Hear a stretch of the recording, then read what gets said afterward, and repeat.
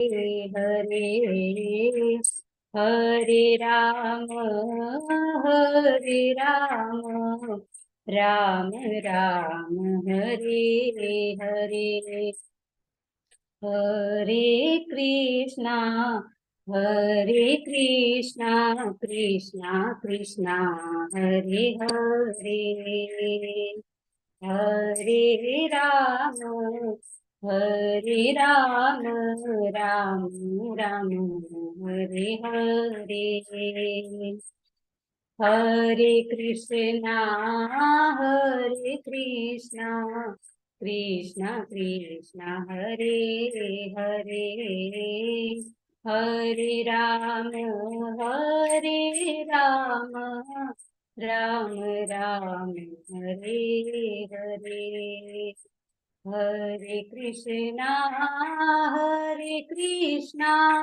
कृष्णा कृष्णा हरे हरे हरे राम राम राम हरे हरे हरे कृष्णा कृष्णा कृष्णा हरे हरे हरे राम राम राम हरे हरे हरे कृष्णा कृष्णा कृष्णा हरे हरे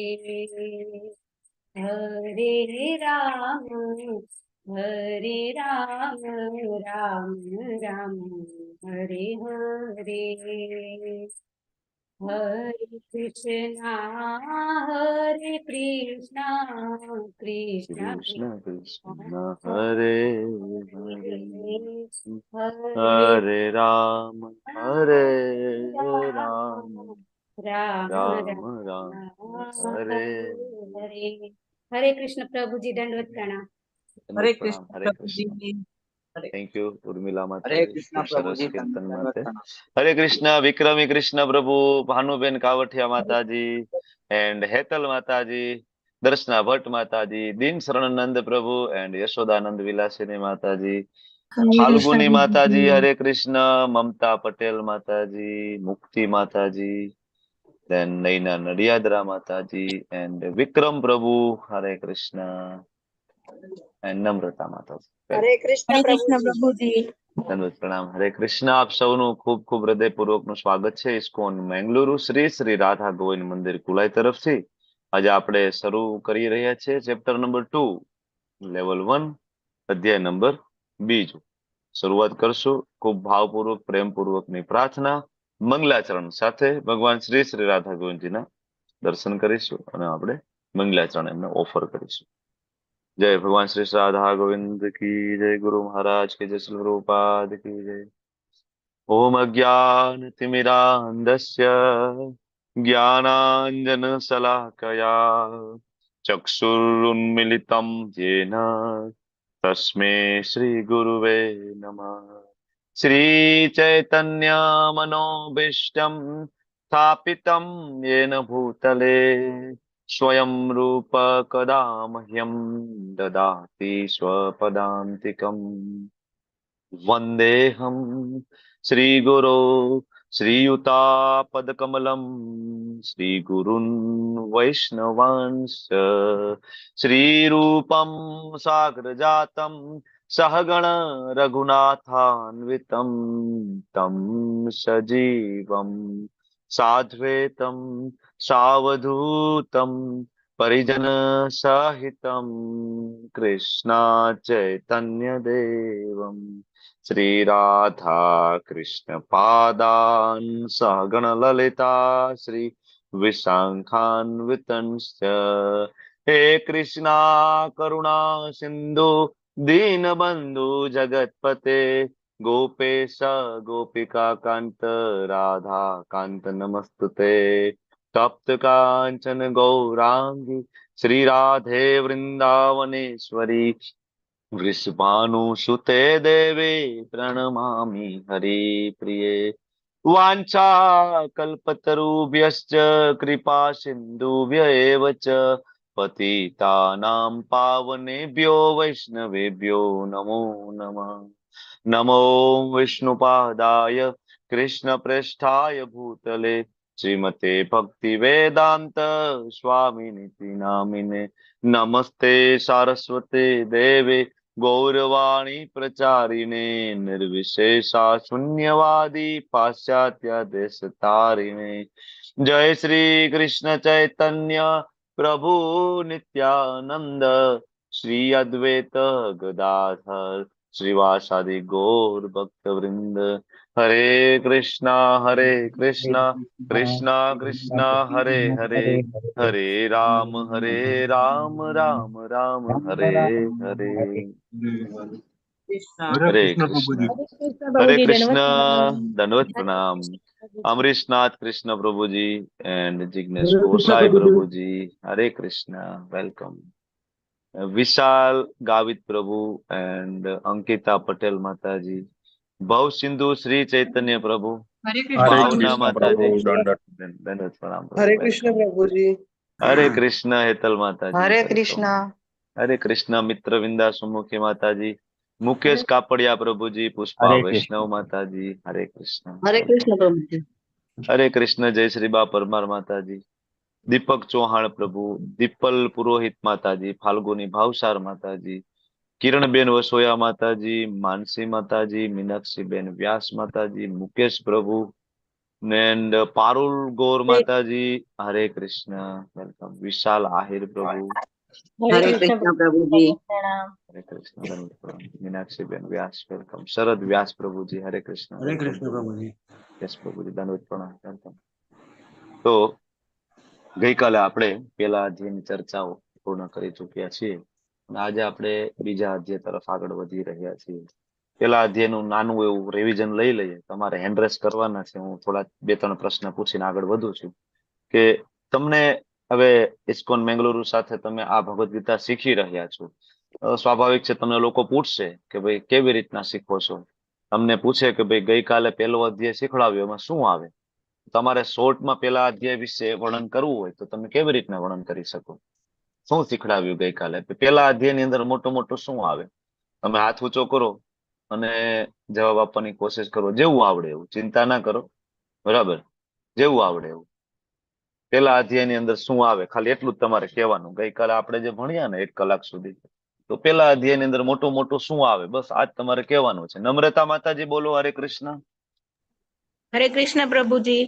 આજે માતાજી બોલો. કુરુક્ષેત્રની યુદ્ધ ભૂમિ પર સૈન્ય નિરીક્ષણ અને બરાબર. અર્જુન, દુર્યોધન અને ધૃતરાષ્ટ્રની મનસ્થિતિ. બોલો. ખૂબ સરસ. ખૂબ સરસ. ચાલો એક આપણને પોઈન્ટ મળ્યો કે અર્જુન, દુર્યોધન અને ધૃતરાષ્ટ્રની મનસ્થિતિ કેવી છે. બરાબર. મુક્તિ માતાજી બીજું શું શીખ્યા ગઈકાલે. હરે કૃષ્ણ પ્રભુજી. આજે બરોબર. કુરુક્ષેત્રની યુદ્ધ ભૂમિ પર સૈન્ય નિરીક્ષણ. અહીંયા ધૃતરાષ્ટ્ર અને અર્જુન અને રિપીટ નહીં કરો. બીજો પોઈન્ટ બોલો. એ તો Okay. બોલાઈ ગયો. એના અને સિવાય બીજું કે અહીંયા અર્જુન પોતે પોતાની મનસ્થિતિ એ કરે છે કે હું યુદ્ધ નહીં કરું એમ. તેની સામે મામા કાકા બધા ઓકે. એ તેના 5 કારણો બતાવે છે યુદ્ધ ના કરવાના. યસ. હરે કૃષ્ણ પ્રભુજી. ખૂબ સરસ. પરફેક્ટ. બીજા કોઈને બોલવું છે. ઉર્મિલા માતાજી પહેલો અધ્યાય ટૂંકમાં વર્ણન કરો. હરે કૃષ્ણ પ્રભુજી. 3 વ્યક્તિની મનોસ્થિતિ અર્જુન, દુર્યોધન ને યુધિષ્ઠિર અને શંખનાદ પછી ધૃતરાષ્ટ્ર. યુધિષ્ઠિર. હા. યુધિષ્ઠિરની ભૂલાઈ ગઈ. હા. અને અર્જુનના યુદ્ધ ના કરવાના 5 કારણો. કરુણા, કોઈ આનંદ નથી, પાપનો ભય, અનિર્ણયતા અને કૌટુંબિક પરંપરાનો નાશ. ખૂબ હરે સરસ. Thank you. ખૂબ ખૂબ ધન્યવાદ. ગઈકાલે આપણે ભગવદ ગીતાના મુખ્ય 5 વિષયો વિશે મેં તમને વાત કરી હતી. કોઈને આવડે છે ભગવદ ગીતામાં ભણવાના મુખ્ય 5 વિષયો? અમરીશનાથ કૃષ્ણ પ્રભુ 5 વિષય કયા કયા? હરે કૃષ્ણ પ્રભુજી. ભગવાન જીવ, પ્રકૃતિ, કર્મ અને કાળ. હરી બોલ. પરફેક્ટ. આમ જો ઓલી બંદૂકની ગોળી છૂટે એમ તરત આમ અવાય બરાબર ને આન્સર નીકળવા જોઈએ. હરી બોલ. બરાબર. તો ભગવદ ગીતામાં મુખ્ય 5 વિષય છે, જેમાં એક વિષય એવો છે જેને તમે બદલાવી શકો છો. કયો? કર્મ. કર્મ. કર્મ. ડોક્ટર દીપ્તિ માતાજી, વેરી ગુડ. કર્મ. બરાબર. એક વિષય તમે ચેન્જ કરી શકો છો. બાકી ભગવાન, જીવ, પ્રકૃતિ અને કાળ, આ 4 ને તમે બદલાવી નથી શકતા, એને સમજવાના છે. ભગવાન કોણ છે? પ્રકૃતિ એટલે શું? જીવ એટલે કે આપણે કોણ છીએ? બરાબર. કાલ, કાલ એટલે સમય, કાલ એટલે મૃત્યુ, એના વિશે. અને છેલ્લે કર્મ, કેવી રીતના કર્મ કરવાનો છે. બસ આ ભગવદ ગીતાના મુખ્ય 5 વિષયો છે. બરાબર, જે આપણે ગઈકાલે ચર્ચા કરી ચુક્યા છીએ. ખૂબ સરસ. આગળ હરે વધીશું હવે. કૃષ્ણ પ્રભુજી. યસ, પ્રભુજી, હરે યુદ્ધ કૃષ્ણ. જીતવાને 9 છે ને એમને? 9 કારણો છે, 6 પ્રકારના આતતાઈઓ છે તો ઘણું બધું. બરાબર. પણ આટલું નાનું એવું રિવિઝન લઈને આપણે આગળ વધી જાય, કારણ કે અધ્યાય બહુ લાંબો છે ને. બરાબર. એટલા હરે કૃષ્ણ પ્રભુજી, દંડવત પ્રણામ. દંડવત પ્રણામ. હરે કૃષ્ણ પ્રભુજી, દંડવત પ્રણામ. દંડવત પ્રણામ. હરે કૃષ્ણ. હરે કૃષ્ણ. વેલકમ હરે પરેશ શાહ કૃષ્ણ પ્રભુજી, પ્રભુજી, શોભના હરે માતાજી, કૃષ્ણ પ્રભુજી. હરે કૃષ્ણ શશી માતાજી, નૈના ઠક્કર માતાજી, વેલકમ. સ્વાગત છે આપ સૌ. તો હવે આપણે આગળ વધશું. બીજો અધ્યાય ગીતાનો સાર. Second longest chapter of Shrimad Bhagavad Gita, સૌથી લાંબુ ચેપ્ટર છે. કો હોસ્ટ હોય એ હેન્ડ રેઝ કરો ને તો હું તમને કો હોસ્ટ ની પરમિશન આપી દઉં. કોઈ કો હોસ્ટ ની સેવા લેવી છે આજે? માઇક મ્યુટ અનમ્યુટ કરવા, જે અનનેસેસરી સાઉન્ડ આવતો હોય બેકગ્રાઉન્ડમાં, એને બંધ કરવા માટે તમારી તૈયારી હોય તો. ચાલો, એક ઉર્મિલા માતાજી કો હોસ્ટ છે. બીજા કોઈ છે? યસ, વિક્રમી પ્રભુ. ચાલો, વિક્રમી પ્રભુ પણ આજે સેવા લઈ રહ્યા છે. યસ પ્રભુ, ચાલો.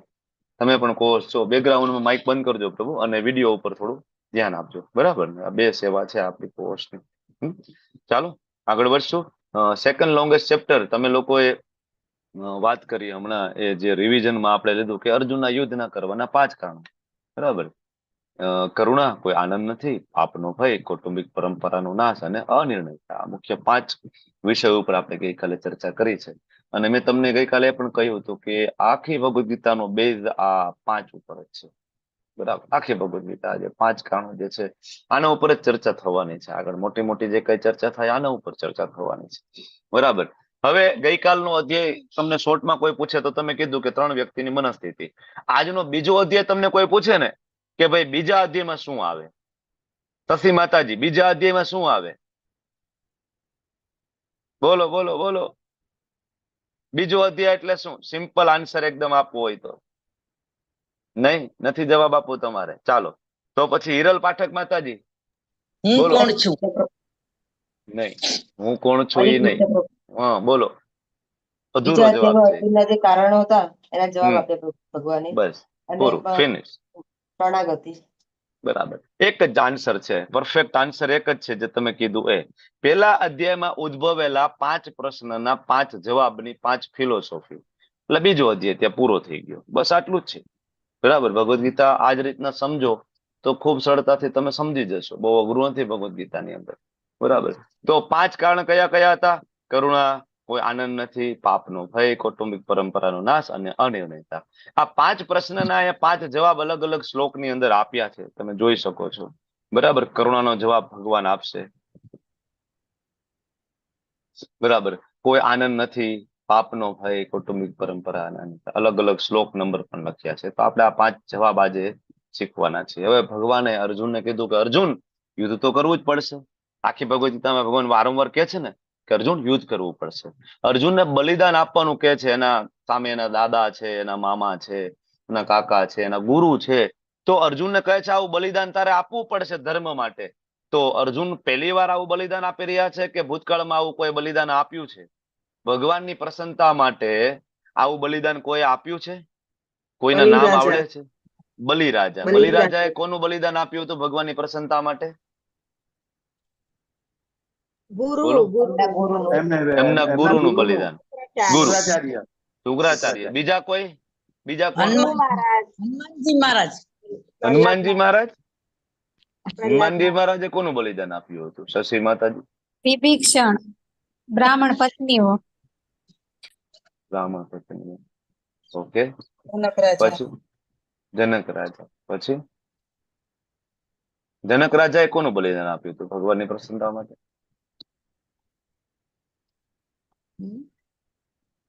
શશી માતાજી, હનુમાનજી મહારાજ. કોનું? હનુમાનજી મહારાજે લંકા સળગાવી હતી ભગવાન માટે થઈને એમ. એ નહીં, અર્થમાં અહીંયા કહું. પ્રશ્ન એવો છે કે એના સગાવાલાનું બલિદાન આપ્યું હોય એ હનુમાનજી મહારાજને લંકામાં કયા સગા રહેતા હતા? સગાવાલા માટે. હા, પ્રશ્ન. અહીંયા અર્જુનના ગુરુ અને દાદા સામે ઉભા છે અને ભગવાન એમ કે છે કે તું એનો વધ કર. તો આવા ઉદાહરણ લઈને આવો તમે કે આવું ભૂતકાળમાં કોઈ એના રિલેટિવ બરાબર એનો ત્યાગ કર્યો છે ભગવાન માટે, એ આના માટે એક્ઝામ્પલ છે. એ વિભીષણ બરાબર છે. વિભીષણ હા, બરાબર. વિભીષણ છે. હા, ચાલો, ઘણા બધા એક્ઝામ્પલ. પ્રભુપાદ હરિયાશ્વ, બહુલાશ્વ, શીલ પ્રભુપાદજી, સનાતન ગોસ્વામી, રઘુનાથ દાસ ગોસ્વામી, બરાબર, આ બધા ગોસ્વામીઓ જે છે ને. ઓકે, તો આ કઈ ફર્સ્ટ ટાઈમ એની હિસ્ટ્રી નથી. અર્જુનને આજે કહી રહ્યા છે ભગવાન, આવું ભૂતકાળમાં પણ થયું છે. જેમ કે આપણે જોઈએ કે દક્ષ પ્રજાપતિના પુત્ર હરિયાશ્વ અને બહુલાશ્વ, બરાબર, દક્ષના પુત્ર હતા અને એકચ્યુઅલી આ ગ્રુપનું નામ છે. હરિયાશ્વ અને બહુલાશ્વ એટલે 5,000 પુત્રો હતા દક્ષ પ્રજાપતિને, કારણ કે સૃષ્ટિની શરૂઆત હતી એટલે સર્જનમાં ભાગ ભજવવા માટે બરાબર એક સાથે 5,000 પુત્રો ઉત્પન્ન કર્યા હતા એમને. તો એ 5,000 પુત્રો હરિયાશ્વ બહુલાશ્વ એટલા માટે દક્ષ પ્રજાપતિ ઉત્પન્ન કર્યા કે સંતાન પ્રાપ્તિ કરે, આગળ લગ્ન કરે, સંતાન પ્રાપ્તિ કરે અને સૃષ્ટિમાં સહયોગ આપે. પણ એ લોકો સંન્યાસી બની ગયા, નારદજી થી ઇન્સ્પાયર્ડ થયા અને બધા ડિવોટી ભગવાનના ભક્ત બની ગયા. તો એના પિતાની અવજ્ઞા કરી ભગવાનની પ્રસન્નતા માટે. એવી જ રીતના 4 પુત્રો જે છે બરાબર, ચતુષ્કુમાર જો તમે બરાબર, બ્રહ્માજીના 4 પુત્રો જે છે માનસ પુત્ર, એમને પણ ઉત્પન્ન બ્રહ્માજી એટલા માટે કર્યા હતા કે આગળ સૃષ્ટિમાં એમના પિતાજીને હેલ્પ કરે. પણ એમને પણ સંન્યાસ લઈ લીધો અને ભગવાનના પરમ ભક્તો બની ગયા, બરાબર. તો પિતાની અવજ્ઞા એમને પણ કરી. અને આગળ તમે જોવો તો નાના ભાઈ મોટા ભાઈની અવજ્ઞાની વાત કરીએ તો વિભીષણ રાવણનો વિરોધ કરીને વિભીષણ છે એ લંકા છોડીને ભગવાનના શરણમાં આવી ગયા ને અવજ્ઞા કરીને મોટા ભાઈનો ત્યાગ કરી દીધો. તો આવું ઘણા બધા એક્ઝામ્પલ તમને મળશે. જેમ કે બલિ મહારાજ, તમને ખબર છે આ પ્રસંગ, બલિ મહારાજ વાળો પ્રસંગ. ભગવાન વામનદેવ એમની પાસે યાચક બનીને આવ્યા હતા અને બલિ મહારાજને કીધું ભાઈ 3 ડગલા જમીન જોઈએ છે, બરાબર. બલિ મહારાજ કે ખાલી 3 ડગલા, કે તમે માગો તો તમે ગમે તે માગો, હું તમને આખો ગ્રહ આપી શકું. એકચ્યુઅલી એ સમયે બલિ મહારાજ 3 લોકના સ્વામી હતા, બરાબર, રાજા હતા. તો કે હું આપી શકું છું. તો બલિ મહારાજ, તો ભગવાન કે ના ના 3 જ ડગલા જોઈએ. વામનદેવ, શુક્રાચાર્ય કાનમાં આવીને બલિ મહારાજને કહે છે બલિ આ 3 ડગલા માગે છે પણ 3 ડગલામાં ભાઈ તારું બધું માપી લેશે. તો કે કેમ? તો કે આ નારાયણ છે. તું ઓળખતો ના હોય તો તને કહી દઉં કે આ ભગવાન વિષ્ણુ છે, આ જ નારાયણ છે, બરાબર. એ આવ્યા છે યોજનાબદ્ધ. ત્યારે બલિ મહારાજ એમ કે છે કે શું વાત કરો છો, સ્વયં ભગવાન આવ્યા છે મારે ત્યાં યાચક બનીને, તો પછી હું થોડો પાછો પડું. ગુરુ ના પાડે છે, બરાબર. અને એ બલિ મહારાજ કે છે ના ના ના, તમે કેમ એમ નહીં, ભગવાન સ્વયં આવ્યા છે તો હું પાછો ના પડું, કારણ કે હું કોનો પૌત્ર છું? પ્રહલાદ મારા દાદાજીનું નામ છે, હું એનો પૌત્ર છું, બરાબર. જેના માટે સ્વયં ભગવાન પ્રગટ થયા હતા એવા પ્રહલાદ મહારાજનો હું પૌત્ર છું અને હું ભગવાનને આપવા માટે હું પાછો પડું? ગુરુની અવજ્ઞા, ગુરુનો ત્યાગ. તો આવા ગુરુનો ત્યાગ કરવો જોઈએ કે જે આપણને ભગવાન તરફ ગતિ ના કરાવે, કૃષ્ણ તરફ ના લઈ જાય, રામચંદ્રજી તરફ ના લઈ જાય, ભગવાન વિષ્ણુ તરફ ના લઈ જાય. તો આવા ગુરુનો ત્યાગ કરવો જોઈએ, બરાબર. શાસ્ત્રમાં આપણને આના રેફરન્સ મળી રહ્યા છે. ઓકે, તો આ બલિ મહારાજ વાળો પ્રસંગ છે. પછી એક વખત કૃષ્ણ અને બલરામજી છે બરાબર મિત્રો સાથે વૃંદાવનમાં વિચરણ કરી રહ્યા હતા, થોડા દૂર જાય છે, ભૂખ લાગે છે. કૃષ્ણ બલરામ એના મિત્રોને કે છે કે બાજુમાં ઝૂંપડીમાં યજ્ઞ ચાલતો એવું લાગે છે, ત્યાં જાઓ અને ઘણી બધી સામગ્રી હશે ખાવાની, એની કયો આપે. મિત્રો જાય છે તો ઓલા બ્રાહ્મણો, કારણ કે વેદાંતિઓ હતા, ના એ કે હજી બાકી છે આહુતિ અને અમે અત્યારે નહીં આપીએ, ના આપ્યું. પણ એ બધા બ્રાહ્મણોની પત્નીએ એના પતિની અવજ્ઞા કરીને બધો જ જેટલો ભોગ હતો એ કૃષ્ણ બલરામ પાસે લઈ ગયા, કારણ કે એની પત્ની છે ભક્ત હતી અને એને ખબર હતી કે કૃષ્ણ બલરામ એટલે કોણ છે, એ સાક્ષાત નારાયણ છે, સાક્ષાત ભગવાન છે. તો સાક્ષાત ભગવાન જયારે અહીંયા માગવા માટે આવ્યા છે, બરાબર, તો પછી રાહ શેની જોવાની છે, બરાબર. તો એમને પણ એના પતિની અવજ્ઞા કરી, બરાબર, ભગવાનને સમર્પણ થયા. અને પછી આગળ ભરત રાજાની કથા આવશે, રઘુનાથ દાસ ગોસ્વામી, ભગવાન શ્રી ચૈતન્ય મહાપ્રભુ સ્વયં અને લક્ષ્મણજી. રામચંદ્રજીને વનવાસ હતો ને, લક્ષ્મણજીને વનવાસ નહોતો, ખબર છે ને, બરાબર. છતાં લક્ષ્મણજીએ ભગવાનની પ્રસન્નતા માટે પોતાની પત્ની ઉર્મિલાજી, બરાબર, એ પણ અયોધ્યામાં રોકાણા અને લક્ષ્મણજી મહારાજ ભગવાનની સાથે ગયા, બરાબર ને? તો આ છે ભરતજી. ભરતજીને ક્યાં વનવાસ હતો, છતાં પણ જીવન તો એવું જીવ્યા ને. પ્રભુ રામચંદ્રજી જ્યાં સુધી ના આવ્યા ત્યાં સુધી ભરતજી પણ કેવી રીતના જીવન જીવ્યા, અયોધ્યાની બહાર નાની એવી ઝૂંપડી બનાવીને ભગવાનની ચરણ પાદુકા ને બરાબર ગાદી ઉપર મૂક્યા હતા. ક્યારેય ગાદી ઉપર સિંહાસન ઉપર ભરતજી બેઠા નહીં, ક્યારેય નહીં. આ છે ભગવાન માટે ત્યાગ. અને આપણા ઇસ્કોનના founder Acharya his divine grace Shri ભક્તિદાન સ્વામી શ્રીલ પ્રભુપાદજી, પ્રભુપાદજીએ પણ આ કર્યું ને ભગવાનની પ્રસન્નતા માટે, બરાબર. ગુરુના આદેશ થકી બરાબર વેસ્ટર્ન કન્ટ્રીમાં ગયા, ખૂબ ત્યાગ કર્યો, ખૂબ દુઃખી થયા. બધા ભૂરિયા લોકો શરૂઆતમાં તો બધા ડ્રગ્સ લેતા હોય, બરાબર, કારણ કે ત્યાંની તો કલ્ચર જ એ ટાઈપનું છે. ખૂબ દુઃખી થયા, હેરાન થયા, કેટલી વખત એના ઉપર કહેવાય કે પ્રાણઘાતક હુમલાઓ પણ થયા. છતાં પણ ભગવાનની પ્રસન્નતા માટે 70 વર્ષના દાદાએ ખૂબ મહેનત કરી અને આખા વિશ્વમાં સનાતન ધર્મનો ડંકો વગાડ્યો. આજે આખા વિશ્વમાં 2000 જેટલા ઇસ્કોનના મંદિર છે, 1200 જેટલા મંદિર શિખરબદ્ધ છે, બરાબર. અને બીજા નાના નાના સેન્ટરો આવા ગણીએ તો 2000 કરતા વધારે સેન્ટર ઓલ ઓવર વર્લ્ડ ની અંદર છે. તમને બધાને જાણીને આશ્ચર્ય થાય કે પાકિસ્તાનની અંદર ઇસ્કોનના 14 મંદિર છે, નાના મોટા થઈને. પાકિસ્તાનની અંદર જગન્નાથજીની રથયાત્રા 2 જગ્યાએ મોટા પાયે રથયાત્રા નીકળે છે, પાકિસ્તાનની અંદર, બરાબર. કોના આશીર્વાદ થકી છે? ભગવાનના મહાન ભક્ત શ્રી પ્રભુપાદજીના આશીર્વાદ થકી આજે પાકિસ્તાનની અંદર પણ કૃષ્ણ ભક્તો છે. ઓકે, તો આ કઈ અર્જુન પહેલી વાર નથી કરતા. This is not in first time in history. આવું પહેલા પણ આગળ થયું છે, બરાબર. એટલે ભગવાન અર્જુનને કહે છે કે અર્જુન હું કહે પ્રમાણે કર, બરાબર.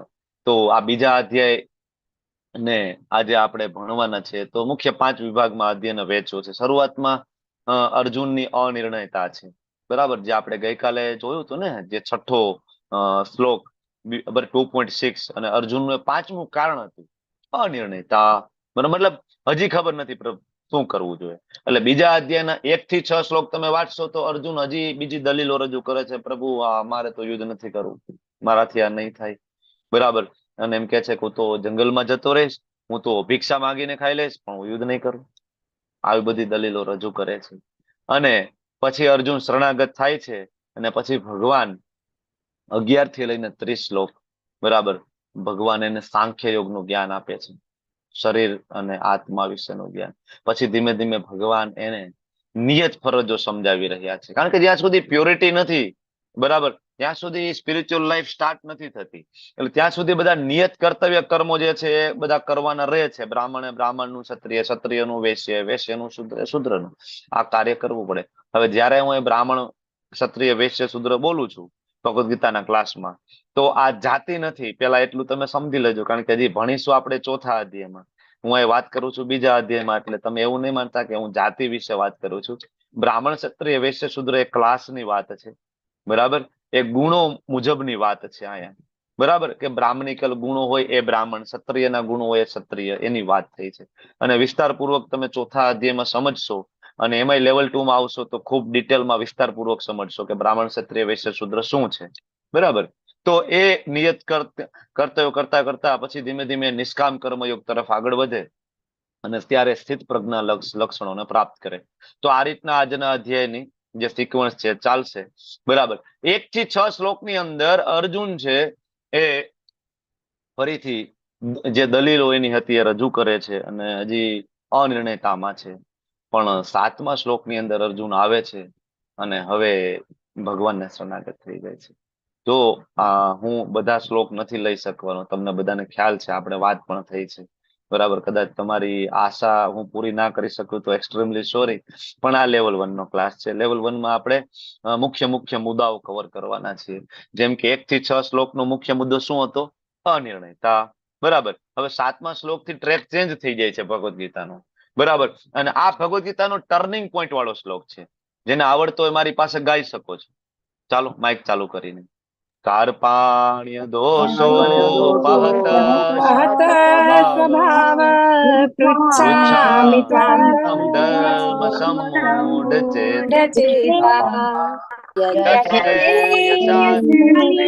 સિતમ બ્રૂહિ તન્મે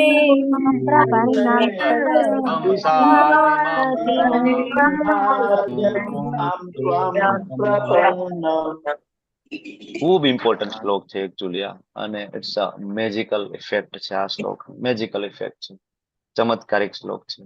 આપણા કોસ્ટ બીજા આવી ગયા છે. હરે કૃષ્ણ. હેન્ડ રેઝ કરજો. Okay, yes, thank you.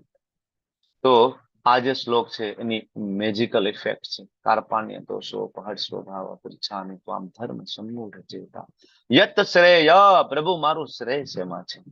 બે શબ્દ આવશે ભગવદ ગીતામાં. અર્જુન જ્યારે જ્યારે પણ ભગવાન પાસે કંઈક માગશે ત્યારે અર્જુન શબ્દ વાપરશે શ્રેય, અને બીજો એક શબ્દ છે પ્રેય. શું તફાવત છે શ્રેય અને પ્રેયમાં? એટલે લોંગ ટર્મ બેનિફિટ અને પ્રે એટલે શોર્ટ ટર્મ. વેરી બોલ. શ્રેય એટલે લાંબા ગાળાનો ફાયદો અને પ્રેય એટલે ટૂંકા ગાળાનો ફાયદો. અર્જુન જ્યારે જ્યારે પણ માગે છે, પ્રભુ મને લાંબા ગાળાનો ફાયદો હોય સમજાવો, ટૂંકા ગાળાનો ફાયદો તો મને ખબર જ છે પ્રભુ શું થવાનું છે. યુદ્ધનું રિઝલ્ટ અર્જુનને પહેલાથી જ ખબર હતી. તમે 10મા અધ્યાયમાં આવશો ને ત્યાં અર્જુન એ સ્વીકારશે કે અર્જુન કોઈ મોહિત નથી, અર્જુન કોઈ વિષાદમાં નથી, અર્જુન કોઈ મૂંઝવણમાં નથી. ટોટલ ભક્ત અને ભગવાનનો એક પ્લાન ચાલી રહ્યો છે, અને અહીંયા અર્જુનજી યોગ માયામાં છે. બરાબર. અને ભગવાનને ભગવદ ગીતા બોલવાના કારણે ભક્ત અને ભગવાન એક લીલા કરી રહ્યા છે. બરાબર. તો અહીંયા અર્જુન કહે છે કાર્પાણ્ય દોષો પહત સ્વભાવ કૃપણતા. આ એડમિટ કરવું પડે, સ્વીકારવું પડે. ઘણાને અભિમાન હોય તો સ્વીકારે જ નહીં કે ભાઈ મારામાં કૃપણતા છે, બરાબર, મને નથી આવડતું. સ્વીકારવું તો પડે ને કે ભાઈ મારી કેપેસિટી નથી, હું નથી સ્વીકારી શકતો. શરણાગત તો થવું પડે ને. તો અર્જુન આ કહે છે પ્રભુ મને નથી ખબર પડતી, હું મારું કર્તવ્ય ભૂલી ગયો છું. હું તમને પૂછી રહ્યો હતો કે મારું શ્રેય શેમાં છે. અને હવે અત્યાર સુધી મિત્રવત ચર્ચાઓ પ્રભુ થઈ, પણ મને ખબર પડી ગઈ કે દલીલ કરવાથી કોઈ સાર ઉપર આવી શકાતું નથી. તમે જો આપણે બધા કોલેજમાં એમાં ભણીએ, દલીલ કરવાથી આપણે જ્ઞાન મળ્યું છે? નથી મળ્યું. આપણે આપણા ટીચરને શરણાગત થયા હતા ને. આપણા ટીચરે આપણને એમ કીધું કે ABCD, તો આપણે આપણા ટીચરને ક્યારે દલીલ કરીને પૂછ્યું કે ના ના ભાઈ આ ABCD નહીં, BACD રાખો. BACD BACD શું કામ નહીં? BADC શું કામ નહીં ભાઈ? ABCD શું કામ? કોઈ દિવસ આ પ્રશ્ન પૂછ્યો? કોઈએ નથી પૂછ્યું. આજ સુધી કોઈ નથી પૂછ્યું. એકડે એક ને બગડે બે શીખી ગયા. કોઈ દિવસ ટીચરને આપણે કીધું ભાઈ બગડે બે આમ જ હું કામ થાય? મારે બગડો આમ સીધો લીટો કરવો, તો આવી દલીલ આપણે કરી નહીં. ટીચરે કીધું ભાઈ બગડે બે આમ થાય, કર્યું. અને એ આપણે ભૌતિક જ્ઞાન પણ જો આપણે સ્વીકારવું હોય તો શરણાગતિ બહુ મહત્વની છે. સ્કૂલ કોલેજમાં જવું પડે, એડમિશન લેવું પડે, અને આપણા જે ટીચર છે એને શરણાગત થવું પડે. તો શિક્ષકને શરણાગત થાવ ત્યારે તમને જ્ઞાન આપે. તમે ટીચરને જઈને એમ કહો મને બધું આવડે છે, તો કોઈ ટીચર જ્ઞાન આપે? બરાબર. આ તો ઠીક છે ભાઈ પપ્પાએ કીધું તું સ્કૂલે આવવાનું છે એટલે હું આવ્યો છું, બાકી એવું નથી, મને તમારા કરતા વધારે આવડે છે અને મેં ઘરે બેઠા ઘણી બધી પુસ્તક વાંચ્યા છે. તો કોઈ ટીચર જ્ઞાન આપે? નહીં આપે. શરણાગત થવું પડશે ને કે ભાઈ મને નથી આવડતું, મને શીખડાવો. એટલે અર્જુન આ ભગવદ ગીતાની સૌ પ્રથમ જે ફિલોસોફી અને આધ્યાત્મિક વર્લ્ડમાં પ્રવેશ કરવા માટેનું પહેલું પગથિયું શું છે? શરણાગતિ. શરણાગતિ. તમારી જ્યાં સુધી શરણાગતિ નથી ત્યાં સુધી ભગવદ ગીતા તમને મને સમજાવવાની નથી. ખુલ્લા દિલથી 100% શરણાગતિ. બરાબર. એક એક શબ્દ આ શ્લોકના જુઓ. શિષ્યતેહમ સાધિ મામ ત્વામ પ્રપન્નમ. હવે હું તમારો શિષ્ય છું, તમે મારા ગુરુ પદ ઉપર બિરાજમાન થાવ અને હવે મને જ્ઞાન આપો. બરાબર. આ શરણાગતિનો ભાવ જ્યાં સુધી નહીં આવે ત્યાં સુધી આપણે ભગવદ ગીતા શીખી શકતા નથી. આપણે આવી રીતના કોઈ દિવસ ભગવાનને શરણાગતિ કરી છે? ડોક્ટર પાસે જઈએ આપણે, બરાબર, તો ડોક્ટર પાસે આપણે સંપૂર્ણ શરણાગતિ હોય ને કે ના હોય? ડોક્ટરને તમારે ખુલ્લા મને બધું જ કહેવું પડે ને. બરાબર. એવી એવી બીમારીઓ હોય કે ઘણી વાર આપણે આપણા પરિવારને પણ ના કહીએ. બરાબર કે ખોટી વાત છે? શરીરમાં એવા એવા જગ્યાએ બીમારીઓ હોય કે આપણે કોઈને પણ ના બતાવી શકીએ, પણ ડોક્ટર પાસે જાય તો સંપૂર્ણ શરણાગતિ. સંપૂર્ણ શરણાગતિ ને. જેમ એક નાનું બાળક, બરાબર, એના માના ખોળામાં સૂઈ, બરાબર, એની માને કાલાવાલા કરે અને બધી ફરિયાદ કરે, એમ દર્દી છે ડોક્ટર પાસે આવીને બરાબર ડોક્ટરને કે મને સાહેબ આ તકલીફ છે, મને સાહેબ અહીંયા દુખે છે, મને અહીંયા દુખે છે, મને ઉલટી થાય છે, મને પેટમાં દુખે છે, બધી ફરિયાદો કરે ને. હવે એ જઈને એમ કહેવાય કે શરણાગત ના થાય, ફરિયાદ ના કરે ને કે નહીં, તો ડોક્ટર કેવી રીતના ટ્રીટમેન્ટ કરશે? બરાબર. તો આ બહુ જ મહત્વની વસ્તુ છે. કૃપણતા. આપણે ભગવાનના મંદિરે જઈએ, આપણે કોઈ દિવસ આવી રીતના ભગવાનને શરણાગત થયા છીએ? હે ભગવાન કે ભાઈ તમે મારા ને હું તમારો? બરાબર ને? કોઈ દિવસ આપણે શરણાગત થયા? ભગવાનને શરણાગત થવું પડે. શાસ્ત્રની અંદર છે ગજેન્દ્ર મોક્ષ નો પ્રસંગ, શ્રીમદ ભાગવતમ ખોલો. બરાબર, બ્રહ્માજી સ્વયં બ્રહ્મ વિમોહન લીલા પૂર્ણ થયા પછી ભગવાનને શરણાગત થાય છે. બરાબર, સુંદર મજાની સ્તુતિ કરે છે. બરાબર, ગજેન્દ્ર જયારે શરણાગત થયા અને ભગવાન વિષ્ણુ જયારે વૈકુંઠ માંથી નીકળ્યા તો રૂક્ષ્મણી માતા પૂછે છે, ક્યાં જાઉં છું, કઈ બાજુ જાઉં છું નાથ? ત્યારે ભગવાન કહે છે કે હા, આટલું બોલે છે તો ભગવાન ત્યાંથી અદ્રશ્ય થઈ જાય છે. બરાબર, અને ભગવાન જયારે ગજેન્દ્રનો ઉદ્ધાર કરીને મોક્ષ કરીને ફરીથી વૈકુંઠમાં પ્રવેશ કરે છે ત્યારે એના પત્ની કહે છે, ભાઈ મેં તમને પૂછ્યું ક્યાં જાવ છો, તમે કીધું ખાલી હા, તમે પૂરો જવાબ ના આપ્યો. ભગવાન કે મેં તને એવું કીધું હતું કે હાથી, પણ હું એટલી સ્પીડમાં ગયો ને કે તને હા સંભળાણું અને ત્યાં હાથી ને થી સંભળાણું. આ ભગવાન છે. ખરેખર કોઈ સાચા ભાવથી સાચા હૃદયથી જયારે ભગવાનને બોલાવે છે તો ભગવાન આવે છે. આપણે તો ગુજરાતમાં રહીએ છીએ, જુનાગઢ આપણી બહુ નજીક છે. નરસિંહ મહેતાના જીવનમાં 52 વખતથી પણ વધારે સાક્ષાત દ્વારકાધીશ આવ્યા છે અને એના કેટલાય બધા પુરાવાઓ આજે પણ છે. મીરાબાઈના જીવનમાં કેટલી વખત ભગવાન આવ્યા છે. સંત તુકારામના જીવનમાં કેટલી વખત સાક્ષાત ભગવાન પ્રગટ થયા છે, કેટલી વખત થયા છે. અને આજે પણ વૃંદાવનમાં એવા ગોસ્વામીઓ, આચાર્યો બરાબર જે થઈ ગયા, જેના જીવનમાં ભગવાન વારંવાર આવ્યા છે. બરાબર, તો શરણાગતિ બહુ મહત્વની છે. બ્રહ્માજી પણ ભગવાનના કૃષ્ણના શરણે થયા હતા. સુંદર મજાની સ્તુતિ બ્રહ્માજી બ્રહ્મ સાહિત્યમાં લખે છે ને, વેણુમ કવળંતરવિંદ દલાયતાક્ષમ બર્હાવતામ સમસિતમ મુદ સુંદરાંગમ કંદર્પ કોટિ કમનીય વિશેષ શોભમ ગોવિંદમાદિ પુરુષમ તમહમ ભજામિ. બરાબર, શરણાગત થવું બહુ જરૂરી છે. બરાબર, ભગવાનને શરણાગત થયા છે. નરસિંહદેવને ભગવાન પ્રહલાદ મહારાજ શરણાગત થયા હતા ને. બરાબર ને, પ્રહલાદ મહારાજના પિતાજી હિરણ્યકશિપુ, ક્યાં છે તારો ભગવાન? આ સ્તંભની અંદર છે. મહારાજ કે આ છે કે પિતાજી તમને કેમ નથી દેખાતા? બરાબર ને, તરત જ સ્તંભને તોડે છે. બરાબર, હિરણ્યકશિપુ. ભગવાન નરસિંહદેવ પ્રગટ થાય છે ને. શરણાગતિ, હનુમાનજી મહારાજની શરણાગતિ રામચંદ્રજી પ્રત્યેની. બરાબર, શરણાગતિનો ભાવ હોય તો ભગવાન જરૂરથી રેસિપ્રોકેટ કરે. ત્યારે જ આપણને આ આધ્યાત્મિક જ્ઞાન સમજાય છે. ત્યાં સુધી આધ્યાત્મિક જ્ઞાન નથી સમજાતું. તમારે લીગલ એડવાઇસ જોતી હોય તો તમારે એડવોકેટના શરણે જવું પડે, વકીલના શરણે જવું પડે. તમારે તમારી હેલ્થ વિશેની માહિતી જોતી હોય, સારી તંદુરસ્ત, તમે બીમાર પડ્યા હોય અને સારી હેલ્થ જોઈતી હોય, ડોક્ટરના શરણે જવું પડે. એમ તમારે સ્પિરિચ્યુઅલ નોલેજ જોતું હોય તો જે સ્પિરિચ્યુઅલ માસ્ટર હોય, બરાબર, ભગવાનના રિપ્રેઝેન્ટેટિવ હોય, એમના શરણાગત થવું પડે. એ બરાબર, શરણાગતિથી જ્ઞાન પ્રાપ્ત થાય છે. આ એક વસ્તુ યાદ રાખી લો. અભિમાનથી, દલીલથી, તર્ક વિતર્કોથી દિવ્ય જ્ઞાન પ્રાપ્ત થતું નથી. બરાબર, આ પદ્ધતિ છે. અને ભગવાનથી સારું કોઈ બીજું શિક્ષક છે નહીં. ઉત્તમ શિક્ષક છે કૃષ્ણ. એ કેવી રીતના ઉત્તમ શિક્ષક છે? વિચાર કરો કે અત્યાર સુધી, બરાબર, અર્જુન યુદ્ધભૂમિ ઉપર ત્યાં ઉભા છે. એક બાજુ 11 અક્ષોની સેના છે, એક બાજુ 7 અક્ષોની સેના છે. અને આ બધો પ્લાન પેલા થઈ ગયેલો છે. અને હવે અર્જુન યુદ્ધભૂમિ ઉપર આવીને એમ કે છે પ્રભુ કે ભગવાન મારે યુદ્ધ નથી કરવું, મને કરુણા આવે છે. ભગવાનની જગ્યાએ બીજું કોઈ હોય તો, કોઈ સામાન્ય હોય, આપણા જેવા હોય તો શું કે? એટલે ભાઈ, તને પેલા ખબર નહોતી કે યુદ્ધભૂમિ ઉપર યુદ્ધ થવાનું હોય અને સામે ભીષ્મ દ્રોણ જ હોય? આ કઈ અત્યારે તને ખબર પડી કે ભીષ્મ દ્રોણ સામે ઉભા રહેવાના છે? તને શું લાગતું તારી બાજુમાં આવીને ઉભા રહેવાના છે? કૌરવોના પક્ષ જ છે પહેલેથી, તો સામે પક્ષ જ રહેવાના. અને હવે તું એમ કહેશ કે મને દયા આવે છે, હવે મને પાપનો ભય લાગે છે, તો પેલા કેમ વિચાર ના કર્યો આનો? આટલું 18 અક્ષોની સેના, આટલા બધા રાજા મહારાજાઓ અહીં તારી સામે ઉપસ્થિત છે, બધા કામ ધંધો મૂકીને આવ્યા છે. આપણે હોય તો આવું કહીએ ને, સાનું મુનું યુદ્ધ કર, હવે કરવું જ પડશે. ભગવાન એવું નથી કરતા. ભગવાન કહે છે, તમુવાચ ઋષિકેશ પ્રહસન્નિવ ભારત સેનિયોરુભયોર મધ્યે વિષિદમ તમ ઇદમ વચ. સેનાની વચ્ચે, બરાબર, ભગવાન શ્રી કૃષ્ણએ શોકગ્રસ્ત અર્જુનને સ્મિત પૂર્વક, ઠપકો નહીં, સ્મિત પૂર્વક. ભગવાન સાંભળે છે. આખો અધ્યાય પેલો પૂરો થયો, એક પણ ભગવાનનો શ્લોક નથી. અર્જુન બોલી રહ્યા છે, ભગવાન સાંભળે છે. હા બોલ ભાઈ, તારું જે કઈ જ્ઞાન છે તું ઠાલવી લે, હું પછી ચાલુ કરું. બરાબર, સારા ટીચરની આ યોગ્યતા છે. સ્ટુડન્ટને બોલવા દે. સારા ટીચર, સારા પ્રીચર એ બોલવા દે, પ્રશ્ન પૂછવા દે. બરાબર, અને પ્રશ્ન સાંભળે શાંતિપૂર્વક, પછી આન્સર આપે. ગીતાનું જ્ઞાન ત્યારે જ આપે છે ભગવાન જ્યારે અર્જુન એના માટે શરણાગત થયા. 7મા શ્લોક સુધી ભગવાન અર્જુનને જ્ઞાન નથી આપતા. બરાબર, જ્ઞાન આપવાની શરૂઆત ભગવાનના 7મો શ્લોક કારપણે દોષો આવે અને પછી 11મા શ્લોક થી ભગવાન જ્ઞાન આપવાની શરૂઆત કરે છે, અને એ પણ ગુસ્સાથી નહીં, સ્મિત પૂર્વક. બરાબર. આ રીતના ભગવાન સૌથી સારા ટીચર છે. હવે આ ભગવદ ગીતાની અંદર જ્યારે ભગવાન કૃષ્ણ શ્લોક બોલે છે તો અહીંયા વેદવ્યાસજી લખે છે શ્રી ભગવાન ઉવાચ.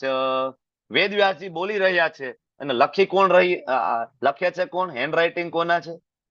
શાસ્ત્રના લિપિબદ્ધ ગણેશજી કરવામાં મહારાજના ગણેશજી મહારાજના ગણપતિ મહારાજના ગણપતિ મહારાજ લખી રહ્યા છે, વેદવ્યાસજી બોલી રહ્યા છે, અને આના ઉપર સમર્થન આપી રહ્યા છે નારદજી, અસિત, દેવલ, પરાશર મુનિ, મહાન આચાર્યો, ઋષિ મુનિઓ, સુખદેવ ગોસ્વામીજી, સુત ગોસ્વામીજી અને સાક્ષાત મહાદેવ શિવજી, બરાબર, બ્રહ્મા, બરાબર, ઇન્દ્ર, બધા દેવી દેવતાઓ સમર્થન આપી રહ્યા છે. શું? તો કે શ્રી ભગવાન ઉવાચ. કૃષ્ણ જ્યારે બોલે છે ત્યારે શ્રી ભગવાન ઉવાચ. કૃષ્ણ ઉવાચ નહીં, માધવ ઉવાચ નહીં. બરાબર. ઘણા બધા એમ કે ભગવદ ગીતા કૃષ્ણએ નથી બોલી, ભગવદ ગીતા તો કાલને બોલી છે, કોઈ કે પરમાત્માએ બોલી છે. તો ખરેખર ભગવદ ગીતાને સમજવાની જરૂર છે. બરાબર. ભગવદ ગીતા કોણ બોલે છે, કાલ એટલે શું, પરમાત્મા એટલે શું, આ બધી જ ચર્ચા આપણે 18 દિવસમાં આપણે ખૂબ વિસ્તારપૂર્વક કરવાના છીએ. બરાબર. તો ભગવાન ને સમજવા માટે 3 ફિલોસોફી, બ્રહ્મ, પરમાત્મા અને ભગવાન.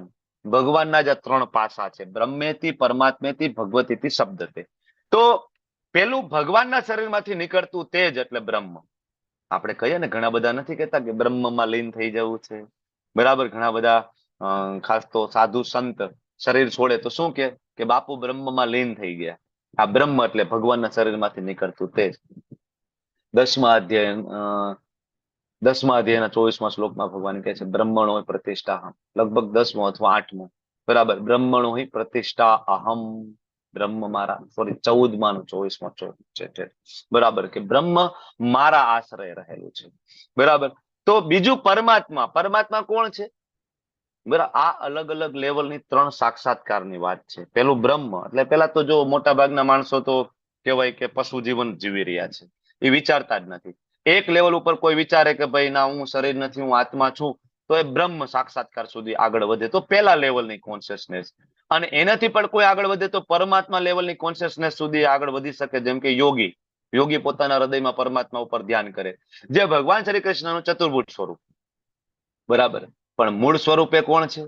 મૂળ સ્વરૂપે દ્વિભુજ શ્યામ સુંદર મુરલી મનોહર સ્વરૂપ. હવે નવા પાર્ટિસિપન્ટ હોય એને ઘણી વખત ડાઉટ જાય. બરાબર. કે આવું કેમ? તો શ્રીમદ ભાગવતમની અંદર રેફરન્સ છે, અને 11મા અધ્યાયના અંતે આના વિસ્તૃતિકરણ ભગવાને સ્વયં આપ્યું છે સમજાવવા માટે કે મૂળ સ્વરૂપે દ્વિભુજ છે, ચતુર્ભુજ છે. કૃષ્ણમાંથી વિષ્ણુ આવે છે, વિષ્ણુમાંથી કૃષ્ણ આવે છે. બધા અવતાર ક્યાંથી આવે છે, કેવી રીતના સૃષ્ટિનું સર્જન થયું છે, સૃષ્ટિના સર્જન કરતા કોણ છે, આ બધી જ ચર્ચા 18 દિવસની અંદર થઈ જશે. થોડું ધૈર્ય બનાવી રાખજો. શરૂઆતમાં એવું બને કે તમારા ને મારા પન્ના બહુ મેચ ના થાય, કારણ કે તમે અલગ જગ્યાએથી વાંચ્યું હોય, અલગ સાધુ સંતો ગુરુને સાંભળ્યા હોય. બરાબર. કદાચ આપણા પન્ના મેચ ના થાય, પણ ધીમે ધીમે જરૂર મેચ થશે, કારણ કે ઓરિજિનલ પરંપરામાં આવતું આ જ્ઞાન છે, યથારૂપ જ્ઞાન છે. આમાં કોઈ એડલ્ટ્રેશન નથી, કોઈ ભેળસેળ નથી. અહીંયા જે કંઈ હું બોલીશ એના શાસ્ત્ર પ્રમાણ સાથે જ આપણે વાત કરવાના છે. તમે જે પ્રશ્ન પૂછશો એનો જવાબ પણ શાસ્ત્ર પ્રમાણ સાથે જ આપણે વાત કરવાના છે. તો શ્રીમદ ભાગવતમ સ્કંદ 1માં શ્લોક છે બ્રહ્મેતિ પરમાત્મેતિ ભગવતીતિ શબ્દતે. બરાબર. બ્રહ્મ, પરમાત્મા અને ભગવાનના 3 પાસા છે. બરાબર. બ્રહ્મ, પરમાત્મા અને ભગવાન. આને હજી સાદી રીતના સમજવું હોય તો એક ઉદાહરણથી સમજી શકાય સૂર્યનું, કે ભાઈ સૂર્યનો ગ્રહ, સૂર્યના અધિષ્ઠાતા દેવ અને સૂર્યનો પ્રકાશ. હવે તમારા ઘરમાં બારી ખોલો અને સૂર્યપ્રકાશ અત્યારે આવે તો સૂર્યપ્રકાશ એ સૂર્ય છે? નથી. સૂર્યપ્રકાશ એ સૂર્ય નથી. પછી ધારો કે સૂર્યનો ગ્રહ જે ગોળો છે, તમે એને સર્વસ્વ માની લો કે ગોળો સર્વસ્વ છે, તો પણ તમારી અધૂરી, બરાબર, જ્ઞાન છે. પણ તમને ખબર પડે કે ના, સૂર્યના ગોળા ઉપર એના અધિષ્ઠાતા દેવ સૂર્યનારાયણ ભગવાન છે, જેના થકી આ સૂર્ય ગ્રહ છે તપી રહ્યો છે, જેનું રેફરન્સ ઉપનિષદમાં પણ મળે છે. બરાબર. તો આ પૂરેપૂરી કોન્શિયસનેસ છે. ભગવાન, પરમાત્મા અને બ્રહ્મ, સૂર્ય ગ્રહના અધિષ્ઠાતા દેવ, સૂર્યનો ગોળો અને સૂર્યનો પ્રકાશ. આ 3 વસ્તુ છે, આ સમજવાની આપણે જરૂર છે. બ્રહ્મ, પરમાત્મા અને ભગવાન. ભગવાન કોને કહેવાય?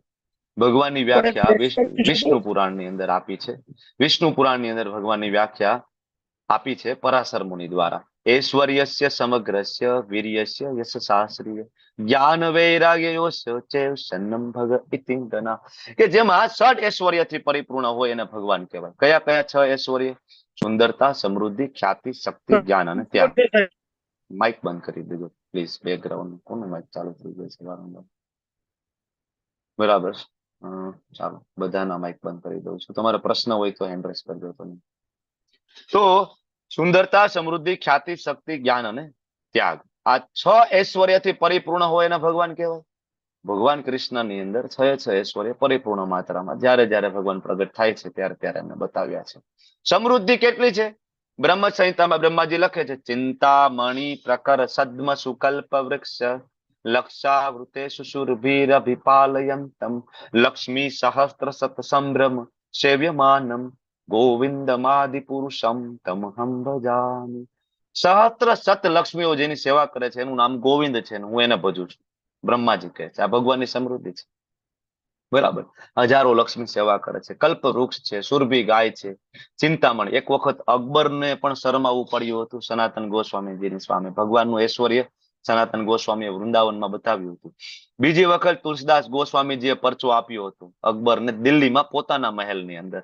ત્યારે પણ અકબરને શરમાવવું પડ્યું હતું. આ ભગવાનનું ઐશ્વર્ય છે, સમૃદ્ધિ છે. ભગવાનની ખ્યાતિ કેવી છે? યુગો યુગો સુધી આજે પણ આપણને યાદ છે. આજે પણ રામાયણ આપણે જોઈએ તેમ થાય કે હમણાંનો પ્રસંગ હશે. કૃષ્ણ લીલા જોઈએ તો હમણાંનો પ્રસંગ. યુગો યુગો સુધી ભગવાનની ખ્યાતિ, ભગવાનની શક્તિ અનપેરેલલ. બરાબર. ડાબા હાથની ટટલી આંગળી ઉપર ગિરી ગોવર્ધન મહારાજ 7 દિવસ ને 7 રાત્રિ સુધી ધારણ કરવો. 6 દિવસના હોય ને પૂતનાનો વધ કરવો. બરાબર. ભગવાનની શક્તિ. જ્ઞાન. જ્ઞાન ક્યાંથી આવે છે? 15મો અધ્યાય 15મો શ્લોક, વૈદ્યસ્ય સર્વેર અહમ એવ વેદ્યો.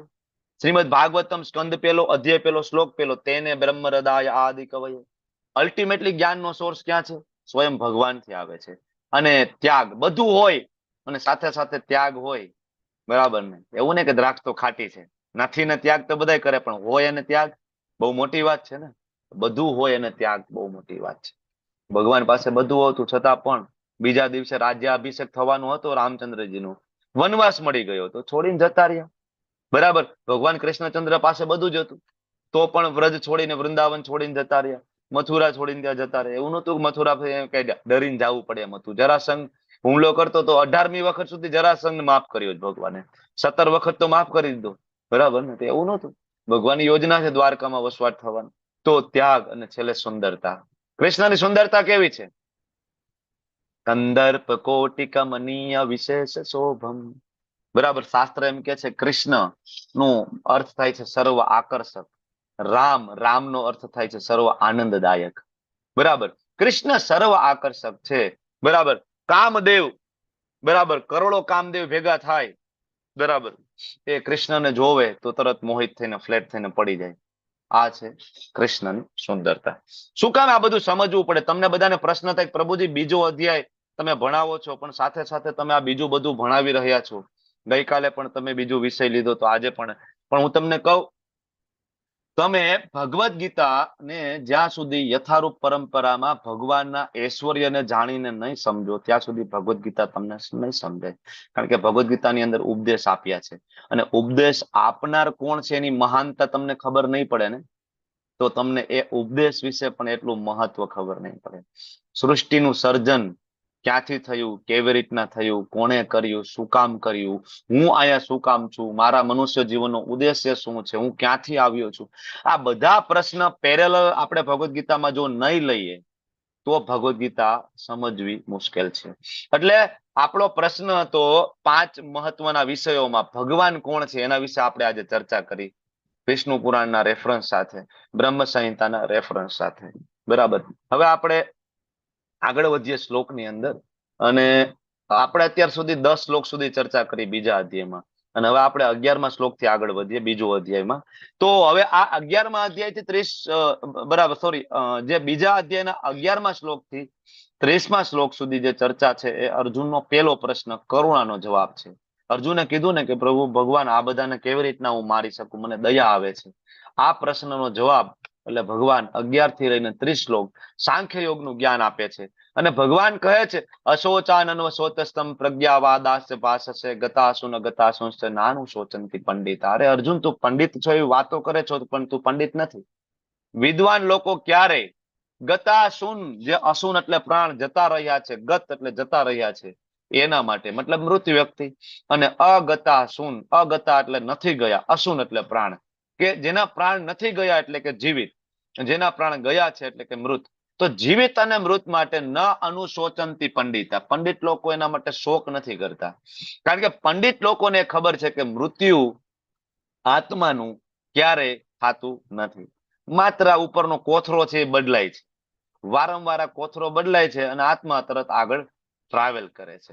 આ વિદ્વાનને તો ખબર હોય અર્જુન, અને તું તો ગુરુકુળમાં ભણ્યો છે, તું આવો કેવો શોક કરી રહ્યો છે કે મારા દાદા, મારા ગુરુ, બરાબર?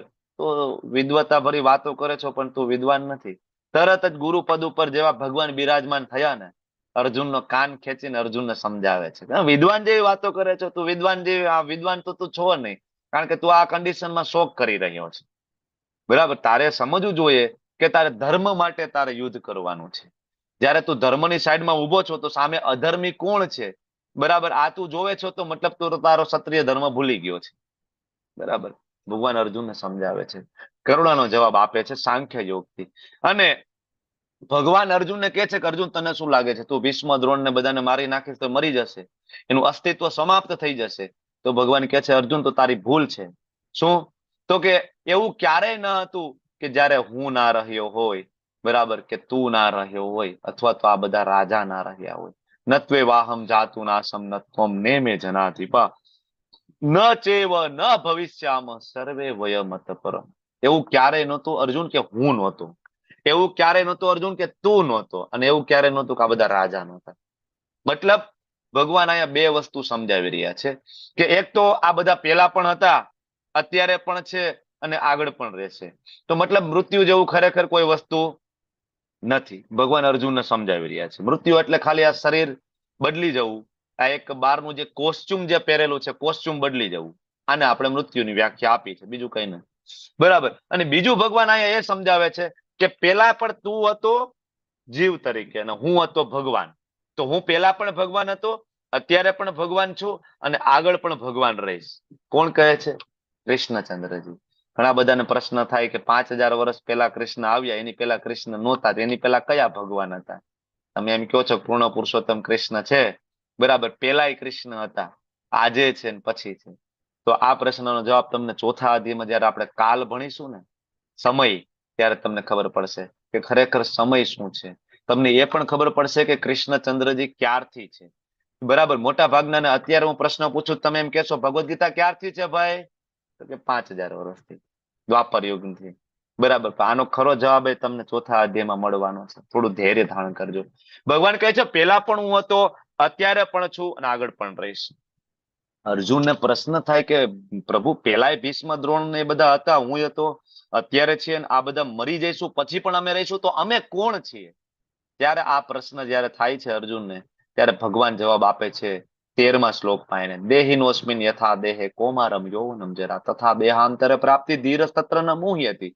અર્જુન, બાળપણથી યુવાનીમાં, પછી યુવાનીમાંથી વૃદ્ધાવસ્થામાં, બરાબર, આમ જેમ શરીર આગળ વધતું જાય છે ને, બાળપણથી યુવાની, યુવાનીમાંથી વૃદ્ધાવસ્થામાં, બરાબર, ને પછી અંતે મૃત્યુ થાય છે ને.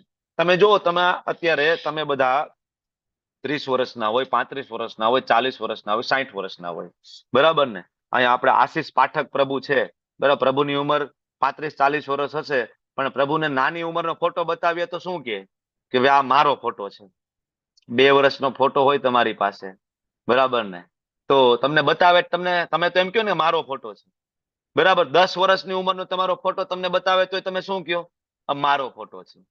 પણ તમારા જેવું શરીર તો નથી. અત્યારે તમારું શરીર, નાનપણમાં શરીર, મને કોઈ મારો નાનપણનો ફોટો બતાવે તો એમ કહું ને મારો ફોટો છે, પણ ખરેખર એવું શરીર તો નથી. તો એ મારો ફોટો છે, એ છે કોણ? બરાબર? તમને કોઈ એમ પૂછે કે ભાઈ આ શું છે, તો તમે કહેશો આ મારો હાથ છે, બરાબર, આ મારા નખ છે, આ મારું માથું છે, આ મારા વાળ છે. તો જયારે તમે કોઈ વસ્તુ ને કોઈને એમ કહો છો કે મારું છે, મતલબ એ મારું વાળું જુદું ને તમે કોઈક જુદા છો. ધારો કે તમે પૂછો કે આ બોલપેન કોની છે, તો હું એમ કહું કે આ બોલપેન મારી છે, તો મતલબ આ બોલપેન જુદી છે ને હું જુદો છું. બરાબર ને? તમે એવું નથી કહેતા કે આ હાથ હું છું, આ માથું હું છું, આ આંખ હું છું. તમે શું કહે છો? ભાઈ મારી આંખ છે. ડોક્ટર તમને પૂછે ક્યાં દુખે છે? સાહેબ મારી આંખમાં મને દુખે છે, મારા કાનમાં મને દુખે છે. તો જયારે મારું શબ્દ વાપરો છો તો વસ્તુ જુદી થઈ ગઈ, તમે કોઈક જુદા છો. તો તમે કોણ છો? બરાબર ને? એટલે ભગવાન કહે છે કે જેવી રીતના બાળપણમાંથી યુવાનીમાંથી વૃદ્ધાવસ્થામાં પસાર થાય છે, પછી મૃત્યુ થાય છે, તો આત્મા બીજા શરીરમાં જાય છે. તો આનાથી ભ્રમિત થવાની ક્યાં જરૂર છે? મતલબ મૃત્યુ જેવું ખરેખર કઈ છે નહીં. કારણ કે મૃત્યુ એટલે શું? તો કે આ શરીરમાંથી આત્માનું બહાર નીકળી જવું. અને જન્મ એટલે શું? તો કે આત્માનું નવું શરીર ગ્રહણ કરવાનું. તો આત્માનું કોઈ મૃત્યુ છે ખરેખર? ભગવાન કહે છે ના, આત્માનો ક્યારે નાશ થતો નથી. નૈનમ છિંદંતી શસ્ત્રાણી નૈનમ દહતી પાવક ન ચેનમ ક્લેદયંતી આપો ન શોષયતી મારુત. કોઈ દિવસ નહીં, આત્માનો કોઈ નાશ નથી. શસ્ત્રથી કાપી ના શકો, અગ્નિથી બાળી ના શકો, પાણીથી ભીંજવી ના શકો, પવનથી તમે આત્માને સૂકવી શકતા નથી. મતલબ આત્માનું કોઈ મૃત્યુ નથી ને અર્જુન આપણે આત્મા છીએ. તો પછી તું આ શરીર વિશેનું જે તારી કરુણા છે, આ તો એના જેવી વસ્તુ થઈ. શ્રી પ્રભુપાદજી તાત્પર્યમાં સરસ સમજાવે છે કે ડૂબતો માણસ હોય એના વસ્ત્રની તું ચિંતા કરે છો. બરાબર? ડૂબતા માણસના વસ્ત્રની તું ચિંતા કરે છો. બરાબર? તારે વધ કરવો જોઈએ. એકચ્યુઅલી શ્રીમદ ભાગવતમની અંદર ચિત્રકેતુ મહારાજનો સરસ મજાનો પ્રસંગ છે. શ્રીમદ ભાગવતમ 6ઠા સ્કંદની અંદર ચિત્રકેતુ મહારાજને ઘણી બધી રાણીઓ પણ એકે દીકરા નહોતા, પુત્ર નહોતા. તો એક દિવસ એના ગુરુ મહારાજ આવે છે અને ચિત્રકેતુ મહારાજ ખૂબ દુખી હતા. તો ગુરુ મહારાજ કહે છે, રાજન શું થયું? કેમ આટલા દુખી છો, ચિંતિત છો? અંગીરા ઋષિ પૂછે છે. તો ચિત્રકેતુ મહારાજ કે ગુરુ મહારાજ બધું છે પણ દીકરો નથી. તો ગુરુ મહારાજ કે બેટા જો દીકરો નથી તોય તું દુખી છો, દીકરો આવશે ને તોય તું દુખી થઈશ. તો રાજાને એમ કે આવશે તો કદાચ ઉડાવ દીકરો હશે, સારો નહીં હોય, એટલો બધો રાજપાટ ઉડાવશે તો કાંઈ વાંધો નહીં, સાવનો એના કરતા હોય સારો ને. તો કે ના ના, મને વચન આપો, મારે દીકરો થાય. અંગીરા ઋષિ વરદાન આપે છે કે નહીં, થશે તને દીકરો. થોડાક દિવસમાં દીકરો થયો. હવે જે રાણીથી દીકરો થયો ને રાજાને, એ રાણી એને વાલી થઈ ગઈ, માનીતી થઈ ગઈ. અને બીજી બધી રાણીઓ પ્રત્યે રાજા એટલું ધ્યાન આપતા નહીં. તો બીજી બધી રાણીઓએ નક્કી કર્યું કે રાજા આપણને પ્રેમ નથી કરતા, આપણામાં ધ્યાન નથી દેતા. આનું કારણ શું? તો કે નવો આવેલો રાજકુમાર. બધી રાણી ભેગી થઈ અને નાના એવા ફૂલ જેવા રાજકુમારને મારી નાખ્યો ઝેર આપીને. અને પછી રાજા કાળો કલ્પાત કરે છે, રડે છે, ખૂબ રડે છે, આખું રાજ્ય રડે છે. ત્યારે ફરીથી એમના ગુરુ મહારાજ અંગીરા ઋષિ, તમે આ ફોટામાં જોવો છો પાછળ, અને આગળ નારદજી બંને આવે છે. બે મિત્ર છે, અંગીરા ઋષિ નારદજી, બે પાછા આવે છે. ત્યારે રાજનને કહે છે, રાજન તું ફરીથી દુખી છો ને? અમે તને કહ્યું હતું ને. ત્યારે ચિત્રકેતુ મહારાજ કહે છે, સાચી વાત છે તમારી, પણ મેં મારા દીકરાનું મોઢું પણ નથી જોયું. બરાબર? છેલ્લે મારી એની સાથે વાત પણ નથી થઈ. તો તમે કંઈક મારા ઉપર કૃપા કરો, હું એની સાથે બે શબ્દ વાત કરી શકું. કારણ કે રાજાને ખબર હતી કે નારદજીમાં એ શક્તિ છે, ભગવાનના મહાન ભક્ત છે, ઉચ્ચિષ્ટ થયેલી આત્માને પણ આહવાન કરીને ફરીથી લાવી શકે નારદજી છે. બરાબર? આપણે કદાચ અશક્ય લાગે, પણ આ તો નારદજીની વાત કરું. બાકી હમણાં 500 વર્ષ પહેલા ભગવાનના મહાન ભક્ત તુલસીદાસ ગોસ્વામીજી મહારાજ થયા ને, એને પણ બરાબર વારાણસીમાં બેઠા બેઠા, કાશીમાં બેઠા બેઠા સરોવરના કિનારે જે ડેડ બોડીને લઈ જતા હતા ને, એને પણ જીવિત કર્યા હતા તુલસીદાસ ગોસ્વામીજી. આ તો હમણાં 500 વર્ષ પહેલાની જ વાત કરું છું તમને. તો નારદજીમાં તો શક્તિ હતી. નારદજીએ આત્માને ફરીથી આહવાન કર્યું અને આત્મા આવી અને નારદજી આત્માને કહે છે કે ભાઈ તમારા પિતાજી તમારી સાથે વાત કરવા માંગે છે. ત્યારે એ બાળક પારણામાં ઊભું થઈને કહે છે કે કયા પિતાજીની તમે વાત કરો છો નારદજી? કારણ કે મારા તો કેટલાય જન્મ થયા છે. આગળ હું દેવતા હતો, એના પછી હું વૃક્ષ બન્યો છું, એના પછી અલગ અલગ યોનિઓમાં કાગડો, કૂતરો, નીચલી યોનિમાં ગયો છું, માણસની કેટલી વાર યોનિમાં, 84 લાખ યોનિમાં કેટલી વખત મેં પરિભ્રમણ કર્યું છે. કયા જન્મના પિતાજીની તમે વાત કરો છો? અને જ્યારે આ વાત ચિત્રકેતુ મહારાજ સાંભળે છે, એના પગની નીચેથી જમીન સરકી જાય છે કે જેના માટે હું કાળો કલ્પાત કરું છું તો મને ઓળખવા માટે પણ તૈયાર નથી. આ આત્માની ઓરિજિનલ આઈડેન્ટિટી છે. આત્મા છે, ભગવાનનો અંશ છે. મમે વાંશો જીવ લોકે જીવ ભૂત સનાતન 15મા અધ્યાયમાં આવશે. આત્મા છે ખાલી ભગવાનને જ ઓળખે છે ખરેખર જોવા જઈએ તો. બરાબર? આત્મા ઓળખવા માટે પણ ના પાડે છે. પછી ચિત્રકેતુ મહારાજ અને આત્મા વિશે ખૂબ ગુહ્ય ચર્ચાઓ થાય છે અને પછી ચિત્રકેતુ મહારાજ ભગવાનના મહાન ભક્ત બને અને ભક્તિ માર્ગ ઉપર આગળ ચાલે છે. તો આ પહેલા પ્રશ્નનો જવાબ હતો. અર્જુન કહે છે કરુણા. ભગવાન કે કેવી વાત કરે છો ભાઈ, તું શરીર માટે કરુણા કરે છો? હવે બીજો પ્રશ્ન હતો કોઈ આનંદ નથી. બરાબર? અર્જુન કે છે ભગવાન આ બધા મરી જશે તો કોઈ આનંદ નથી. ભગવાન કે શું કોઈ આનંદ નથી ની વાત કરે છું? 37માં શ્લોકમાં ભગવાન કે છે હતો વા પ્રાપ્ત સ્વર્ગ, તું હણાઈ જઈશ તો તને સ્વર્ગ મળશે. અચ્છા, અહીંયા યુદ્ધભૂમિ પર હણાઈ જાય તો સ્વર્ગ શું કામ મળશે? કયો શું કામ સ્વર્ગ મળશે? બોલો બોલો બોલો. અચ્છા, તમે બોલી ના હકો એવું કર્યું છે આપણે કઈક પ્લાનિંગ, બરાબર ને? એટલે તમે નથી બોલતા. હવે બોલો. હવે બોલો. ક્ષેત્ર છે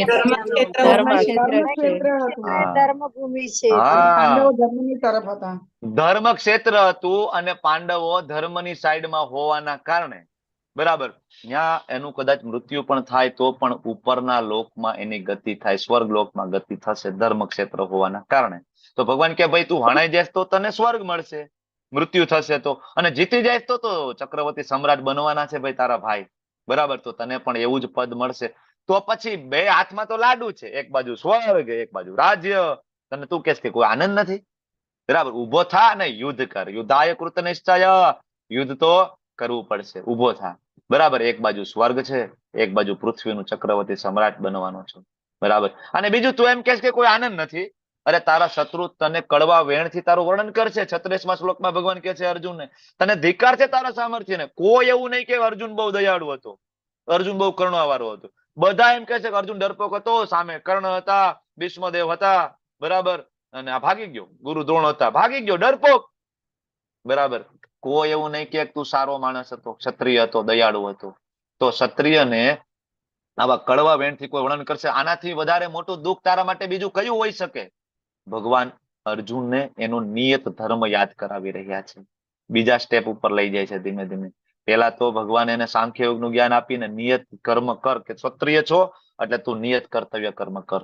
પણ અર્જુન ત્રીજો પ્રશ્ન પૂછે છે કે પાપનો ભય નહીં લાગે? ચાલો આ બધાને મારી નાખીએ તો, બરાબર.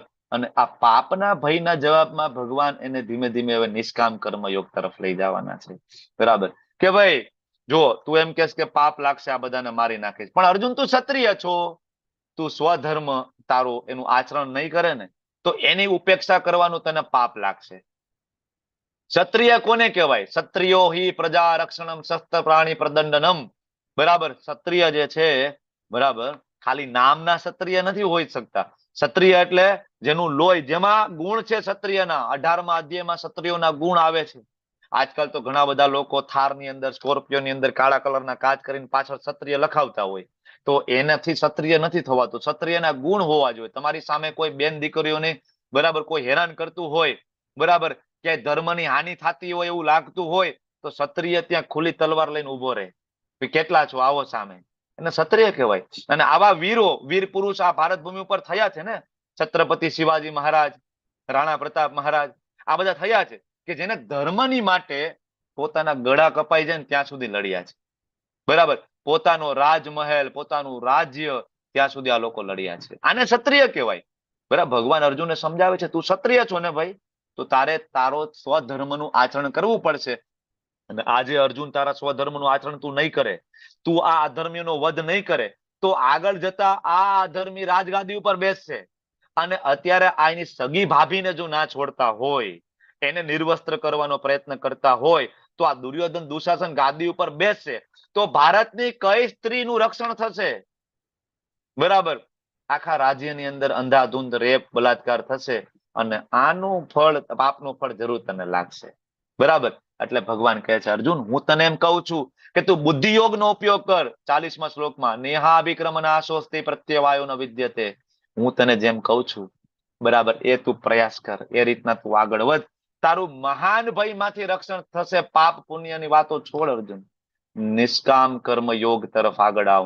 જેવી રીતના હનુમાનજી મહારાજે બુદ્ધિ યોગનો ઉપયોગ કર્યો, જ્ઞાનનો ઉપયોગ કર્યો અને રામચંદ્રજીની પ્રસન્નતા માટે લંકાને બાળીને ભસ્મ કરી છે ને, એમ તું પણ, હું તને કહું છું કે ધર્મ માટે આ જરૂરી છે, તું કર, બરાબર. હનુમાનજી મહારાજે જે ચીલો ચાતર્યો છે એ રસ્તા ઉપર આગળ વધ, બરાબર. નિષ્કામ કર્મ કર તું, અને ફળ ઉપર તું ચિંતા ના કરીશ, ફળ ઉપર કોન્સન્ટ્રેશન ના કરીશ, કારણ કે ફળ તારા હાથમાં નથી. એ ફળ આપવું એ મારા હાથમાં છે. ભગવાન અર્જુનને ઇનડાયરેક્ટલી કહે છે.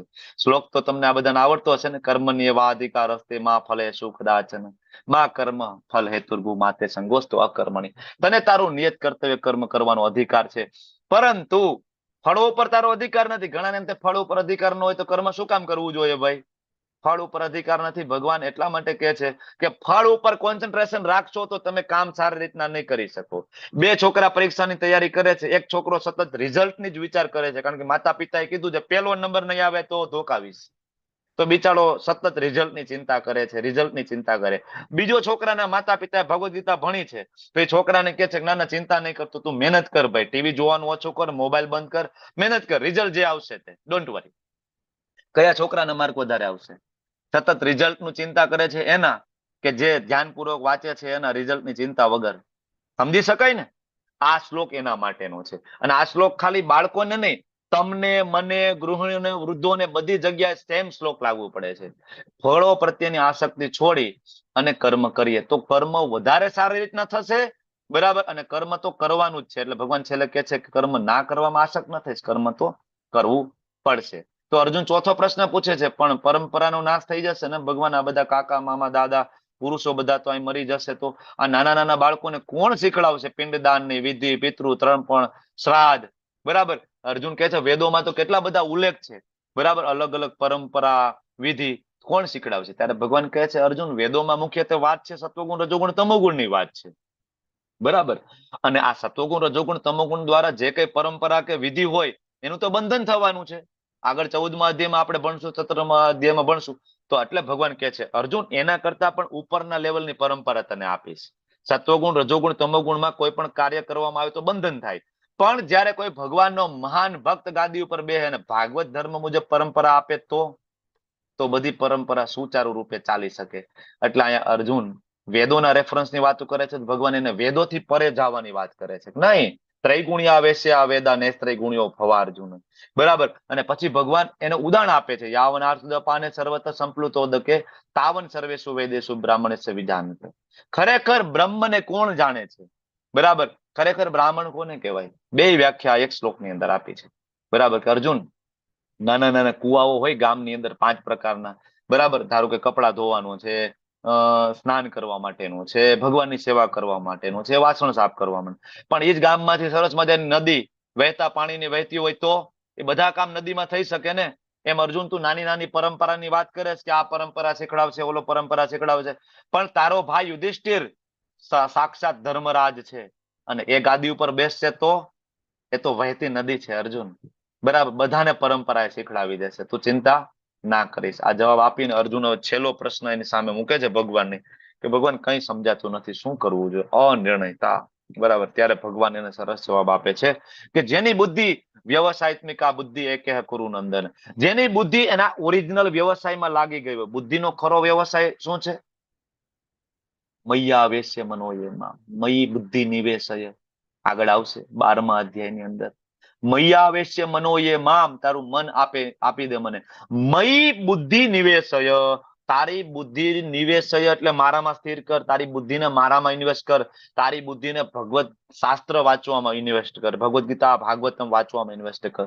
તો આવી જે બુદ્ધિ જે છે, જેનો બુદ્ધિનો ઓરિજિનલ વ્યવસાય એને ખબર પડી ગઈ હોય અને જે શાસ્ત્ર વાંચતો હોય ને અર્જુન, એકે કુરુ નંદન, એના ઉદ્દેશ્યમાં દ્રઢ સંકલ્પ હોય, એની પાસે, બરાબર, અલગ અલગ રસ્તાઓ નહીં, એને ખબર છે મારે શું કરવાનું છે. પણ જેની બુદ્ધિ બહુ શાખા અનંતાશ્ચ, બરાબર? શું કામ? તો કે બુદ્ધિઓ અવ્યવસાયી નામ. બુદ્ધિને એના ઓરિજિનલ વ્યવસાયમાં નહીં લગાડો તો બુદ્ધિ કેવી થઈ જશે? બહુ શાખા, બરાબર? કેટલાય પ્રકારના નિર્ણયો બુદ્ધિ લેશે, અલગ અલગ અલગ અલગ. એટલે ભગવાન કહે છે અનિર્ણયતા છે, શાસ્ત્ર વાંચ, તારી બુદ્ધિને ઓરિજિનલ વ્યવસાયમાં લગાડ, બરાબર? ત્યારે તને ખબર પડશે.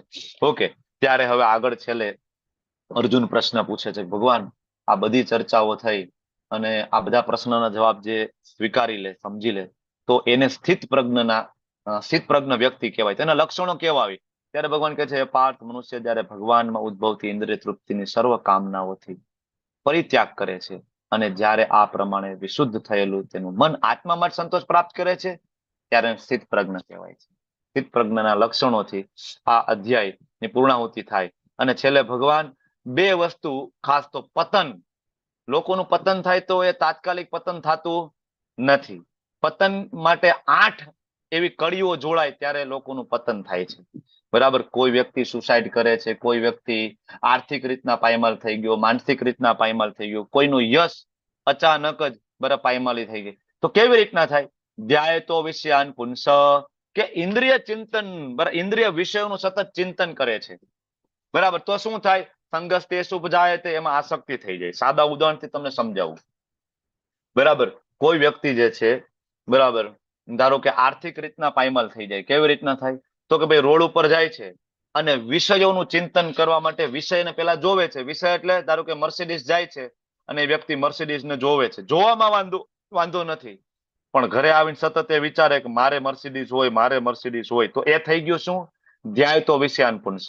એના કારણે શું થશે? સંગસ તે ઉપજાય, તે આસક્તિ થઈ જશે એ વિષયની અંદર, કે ના ના ગમે એમ કરીને લેવી છે. હવે પ્રોબ્લેમ શું થશે કે શું છે, ઘરમાં પૈસા તો અલ્ટો લેવાના નથી, પણ વિચાર છે મર્સિડીઝ લેવાનો, બરાબર. એટલે શું થશે? ધીમે ધીમે આસક્તિના કારણે એમાં અતિશય કામના ઉત્પન્ન થશે અને કામાત ક્રોધ બી જાય તે. અને હવે એમ થશે કે મને કેમ ના મળે, બીજા બધાને મળે મને કેમ ના મળે? મેં એવો શું ગુનો કર્યો છે, બરાબર, મને શું? અથવા મળી જાય તો પણ એમાં આગળ જતા જયારે જે કઈ પ્રોબ્લેમો થાય ત્યારે ક્રોધ પણ આવે છે, કારણ કે ઈચ્છા આજ સુધી કોઈની પૂરી નથી થઈ, નેવર, બરાબર. તો કામમાંથી ક્રોધ ઉત્પન્ન થાય ને ક્રોધાત ભવતી સમોહ. ક્રોધના કારણે વ્યક્તિ છે ડિલ્યુઝનમાં જાય છે. પછી એના સારા સારનો વિવેક રહેતો નથી, બરાબર. ડિલ્યુઝન, સમજી ના શકે ધર્મ શું, સાચું શું, ખરાબ શું. અને એના કારણે એ સમોહાત, સ્મૃતિ વિભ્રમ, સ્મૃતિ ભૂલાઈ જાય, બરાબર. આગળ જે આવું ભૂલ કરેલી હોય ભૂલાઈ જાય અને છેલ્લે એનો બુદ્ધિનો નાશ થાય છે, બરાબર, અને એનું પતન થાય છે. બીજું એક એક્ઝામ્પલ આપું. ત્યારે કોઈ વ્યક્તિ છે રોડ ઉપર જાય છે અને સુંદર મજાની સ્ત્રીને જોવે છે, બરાબર. જોવે ને એવું વિચારે કે ના આ તો ભગવાનની શક્તિ છે, બરાબર. તો માતાજી તરીકે, ધારો કે મા તરીકે સન્માન આપે, બેન તરીકે સન્માન આપે, જોવે તો વાંધો નથી, પણ જોઈને પોતે એવું વિચારે કે આ મારી હોય તો હું આને કેમ ભોગવું નહીં?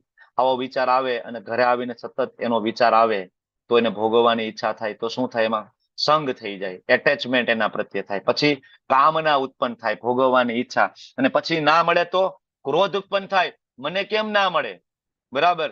અને ક્રોધ ઉત્પન્ન થાય તો ડિલ્યુઝન થાય, ખબર ના પડે શું કરવું, ધર્મ અધર્મ વિચારે જ નહીં કે ભાઈ આપણું નથી, આ કોકની બેન દીકરી છે, મારે આવું ના કરવું જોઈએ, બરાબર. એના કારણે વિભ્રમ થાય, વિભ્રમથી મેમરી લોસ થઈ જાય કે આગળ પણ આવું થયું છે, મેં ન્યૂઝપેપરમાં વાંચ્યું છે કે કોઈ બીજાની બેન દીકરીઓને છેડતી કરે, હેરાન કરે તો એને બરાબર પનિશમેન્ટ થાય છે. આ જે જ્ઞાન છે એ કેવું થઈ જાય? સ્મૃતિ વિભ્રમ, મેમરી લોસ થઈ જાય એની. અને એના કારણે એ બુદ્ધિનાશ થાય અને વિનાશ કાલે વિપરીત બુદ્ધિ, અલ્ટિમેટલી એ ન કરવાના ખરાબ કામ કરે ને છેલ્લે શું થાય? એનું પતન થાય. તો આ પતનની 8 કડીઓ જે છે એ જોડાય ત્યારે અલ્ટિમેટલી વ્યક્તિનું પતન થાય. તાત્કાલિક નથી થતું. કોઈ સુસાઇડ કરતું હોય, રેપ થાય, બલાત્કાર થાય, ખરાબ કામ થાય, આ બધાની પાછળ આ 8 કડી, છેલ્લે ફોલ ડાઉન થઈને પતન થાય અને નીચલી યોનિમાં ફરીથી એનો જન્મ થાય, હેરાન થાય, બરાબર. તો આવી રીતના જે બીજો અધ્યાય જે છે ખૂબ જ મહત્વની ચર્ચા, બરાબર. 5 પ્રશ્ન અને એના 5 જવાબની આ ચર્ચા છે. અલગ અલગ ફિલોસોફીની ચર્ચા છે, બરાબર. કારણ કે બીજા અધ્યાય એટલે આમ જોઈએ તો બીજો અધ્યાયમાં ભગવદ ગીતા પૂરી થઈ જાય છે, તમે જોવો તો. કારણ કે અર્જુનના 5 પ્રશ્નના જવાબ અહીંયા અપાઈ ગયા છે. આમ જોવો તો બધી ફિલોસોફી તમે જોવો તો બીજા અધ્યાયમાં સાંખ્ય યોગ પણ છે, બીજા અધ્યાયમાં સકામ કર્મ યોગ છે, બીજા અધ્યાયની અંદર નિષ્કામ કર્મ યોગની પણ ચર્ચા છે, બીજા અધ્યાયના 40મો શ્લોક, બરાબર, 41મો શ્લોક ત્યાં ભક્તિ યોગની પણ ચર્ચા છે, બરાબર. તો ઓલમોસ્ટ જ્ઞાન યોગની પણ ચર્ચા છે આની અંદર. તો જે આ મોટું આખી ભગવદ ગીતામાં જે આવશે ને એ બધી ચર્ચા બીજા અધ્યાયમાં છે. એટલા માટે જ શ્રીલ પ્રભુપાદજીનું ટાઇટલ આપ્યું છે ગીતાનું સાર. ઘણા બધા ટાઇટલ આપ્યું છે સાંખ્ય યોગ, પણ સાંખ્ય યોગના શ્લોક તો 11 થી લઈને 30 જ છે. બાકીના શ્લોક સાંખ્ય યોગને લગતા નથી. બાકીના શ્લોક છે નિષ્કામ કર્મ, સકામ કર્મને લગતા શ્લોકો પણ છે આની અંદર. એટલા માટે ગીતાનો સાર આપ્યો છે. આખી ભગવદ ગીતામાં જે વિષય ઉપર ચર્ચા થશે, જેમ કે 1 થી 6 અધ્યાય છે કર્મયોગ આવશે, 7 થી 12 અધ્યાય ભક્તિ યોગ આવશે, 13 થી 18 અધ્યાય છે જ્ઞાન યોગ આવશે. તો આ બધી ચર્ચા આ અધ્યાયની અંદર છે. એટલા માટે અધ્યાયનું નામ છે ગીતાનું સાર. વાંછા કલ્પતરુભ્યશ્ચ કૃપા સિંધુભ્યઃ ચ પતિતાનાં પાવનેભ્યો વૈષ્ણવેભ્યો નમો નમઃ. અનંત કોટિ વૈષ્ણવ વૃંદ કી જય. શ્રીલ પ્રભુપાદ કી જય. ગુરુ મહારાજ કી જય. હરે કૃષ્ણ કૃષ્ણ કૃષ્ણ હરે હરે, હરે રામ રામ રામ હરે હરે.